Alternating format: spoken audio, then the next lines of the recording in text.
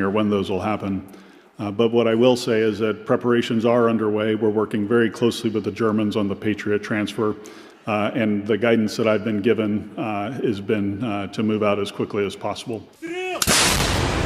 General Grinkovich acknowledged that Russia wasn't the only threat. He also referenced the growing counter-terrorism threat on the southern flank of NATO, the ongoing fighting in the Middle East, as well as threats in the Indo-Pacific from China. They're a decisive enabler of Russia's war in Ukraine. Russia is also supported by North Korean troops. Who would have thought that we would see North Koreans fighting in Kursk? It's unfathomable, and yet it's happened. General Grinkovich warned of the very real prospect of the simultaneity of conflict across the globe. The simultaneity of conflict, right? This is the idea that a war in Europe could happen at the same time as a war in the Pacific. And those of you who listen to our great Secretary General Mark Rutte have heard him say that, you know, the thing Xi's probably going to do before he decides to go across the Taiwan Strait is give his friend Putin a call and ask him to help. That to me means that both of these things could happen together.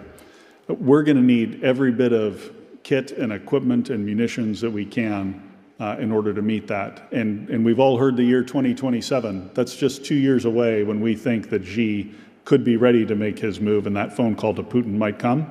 So time is of the essence. General Grinkovich said there was good news, though, that for the first time since the 1960s, NATO actually has a strategy, a recommitment to collective security. And underneath that strategy are the plans. These plans are the foundation, not just for what the fight is going to look like for warfighting and exercising, but they're also a template for our modernization efforts. They can tell us exactly what capabilities we need to be successful in executing those plans. It was at the end of June that NATO countries agreed to increase defence spending to 5%, a commitment to getting what's required into the field. Future pledges are no longer enough. We need things to start showing up in the armies and in the air forces and in the navies of the alliance as soon as they can. You said you'd like to have industry deliver capabilities as quickly as possible. Can you get a little more specific? Maybe give us your top three?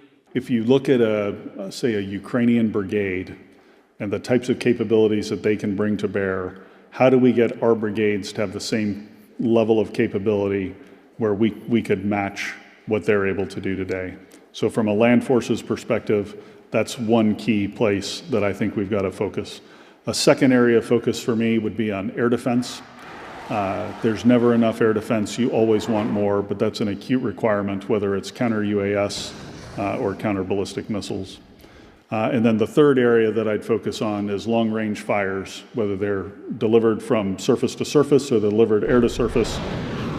We need the capability to hold things at risk that are in the deep in order to affect what's happening on the front lines.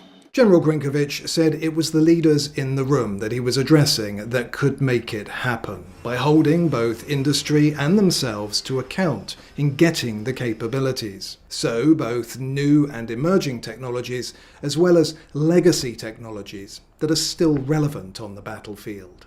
Industry has some real incentives that are in place with a commitment to 5% of GDP, 3.5, 1.5. Investing in the things, I mean, this is a sustained commitment of spending from NATO leaders. So I would ask industry folks who are here and elsewhere to realize that that sustained commitment should be a powerful signal to do the things you need to do to expand production lines, to increase R&D spending, et cetera, so that we can get to where we need to go.